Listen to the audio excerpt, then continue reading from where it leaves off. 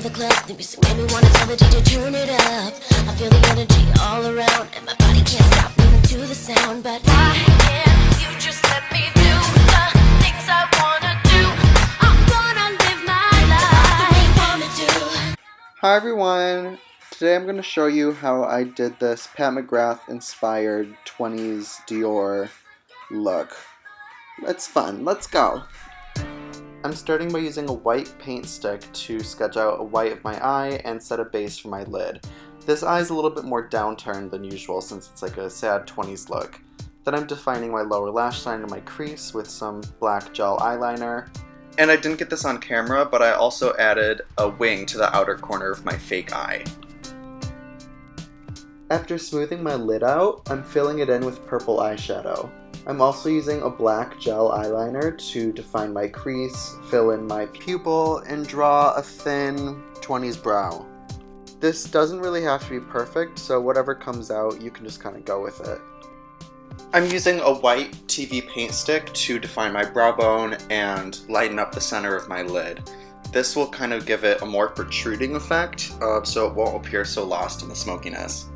Since this eye was really big and dark, I had to make the liner really thick. Sometimes you have to make things bigger proportionally for it to all make sense in the full face. And then I'm going in with some more light purple shadows and blending everything out. I'm also going in with green eyeshadow to add a little bit of eye color on the outer corner and my tear duct. Some glitter I think adds a nice pop, and I think it all just comes together nicely. And for my left eye, instead of eyeshadow, I just went in with a kind of cranberry and like a blue lipstick. These two combined to make a really similar color. If you're looking for one specific color for your eyes and you don't have an eyeshadow that matches it, but you have maybe a liquid lipstick or a foundation or a color corrector or a combination of something, go ahead and try it, because I believe in experimentation with makeup, clearly, and I don't know, the end result is what it's about. Look at her, so gorgeous. So now that both eyes are done, we're going to start on the face. I'm using some light cream colors to set a base for my nose and my under eye, and then I'm going in with a yellow shadow actually right on the bridge of my nose to kind of imply like a colored inner corner for my eyes. And now I'm blending the eyes together. This is kind of contouring the bridge of my nose. I'm basically trying to make my nose look like it's pushed back into my face rather than like a prominent bridge. And so putting this shadow here kind of helps push that back. Color correcting with some LA Girl.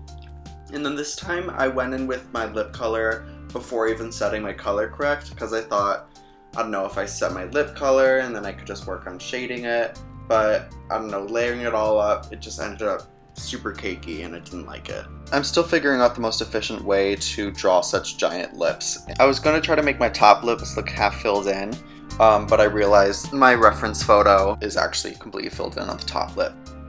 So I filled that in, and then I'm using some contour and a dark eyeliner to create a harsh shadow for a larger lower lip. This is like black, but as long as it's blended out, it's actually kind of unclockable. I always do this trick with some white cream foundation just to lighten up the natural shadow of my lip so that it blends out better with my overdrawn lips. And with a wet face, I'm setting a base for a smoky under eye. And I like to do this before I set my face because then I have the opportunity to work in some more highlight onto my cheeks and make those look really prominent. I'm also kind of refining the highlight around my chin. I like it to look really, really small and circular. And since this is a pale face, I'm trying to make all my highlights really structured because I'm not using a very dark contour.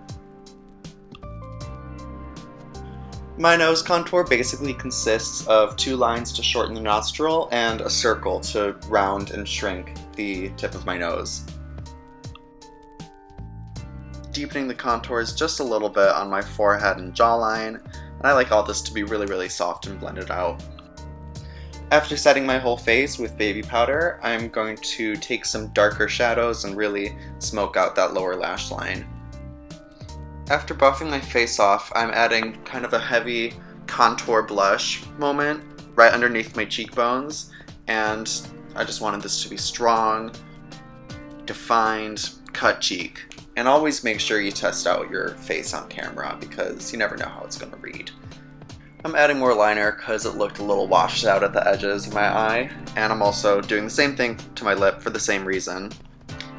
I'm essentially contouring my lip here. It's not really supposed to be a lip liner, it's more of shading around the edges and middle of my lip. And then I'm drawing some, kind of really parallel, almost flat, spiky 20s lower lashes before adding on some authentic 301s. I put the glue on my hand and then I swipe the lash through the glue, and then I gently place that on my eyelid. And then that's the, mostly finished face. All that's left is just highlight and a little more blush. And so I'm going in with it's actually kind of a green tinted highlight on my cheeks just because it's all very like jewel toned and I thought that would kind of go with it. It's subtle, whatever. And then a little bit on my chin and the top of my forehead. Then I'm just sharpening up my contour with the blush. And this is the finished look, yay! Sorry this video was so short. I don't really know what to talk about. Let me know in the comments if you guys have ideas or suggestions for more content. I'd love to hear it. Subscribe if you want.